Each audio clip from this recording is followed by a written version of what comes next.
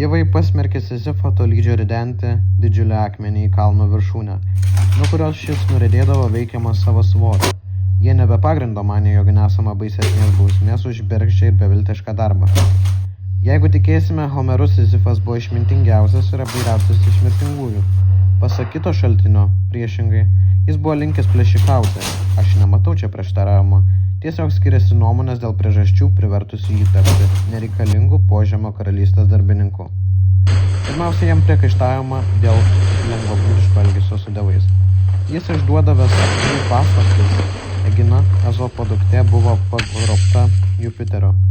Tėvas, nustebintas dėl sprendimo, pasiguodė Sizifui.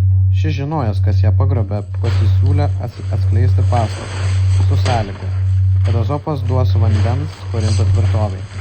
Dangaus žaibus ir perkūnijas jis iškeitė į palaiminimą vandenį, už tai buvo nubaustas požemio karalystėje. Homeras dar pasakojo, kad Sizifas sukaustė grandinėmis mirtį. Plutonas negalėjo ištverti, regėdavęs savo karalystę tuščią ir nebylę. Jis pasiuntė karo dievą ir šis išlaisvino mirtį iš jos nugalėtojo rankų. Dar pasakojama, kad Sizifas prieš mirdamas neapdairiai įsigeidė išbandyti savo žmonos meilę. Liepė jai nelaidoti savo kūno, o numesti jį miesto aikštės viduryje. Pasipiktinęs dėl tokio paklusnumo priekaištaujančio žmogaus, meilė gavo Plutono leidimo sugrįžti į žemę ir nubaudė žmoną. Meilė gavo Plutono leidimo sugrįžti į žemę, pasimėgavo vandenį, saulę, šiltų akmenį ir žemę, nebepanoro grįžti į požemio tamsą.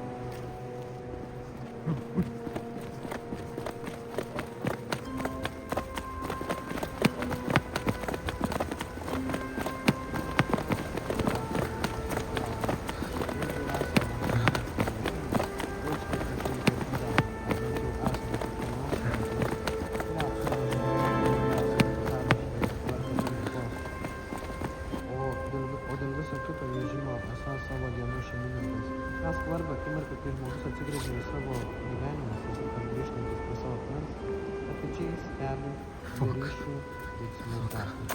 Tampančią jo likimu, jo paties susitiktų suvienytų jo atminties ir veiklai užantspauduotų jo mirties. Aš palieku Sizifą kalno apačioje, nuo savo naštos nepabėgsiu. Tačiau Sizifas moko aukščiausios tikimybės neigiančios dievus. Fuck, Victor.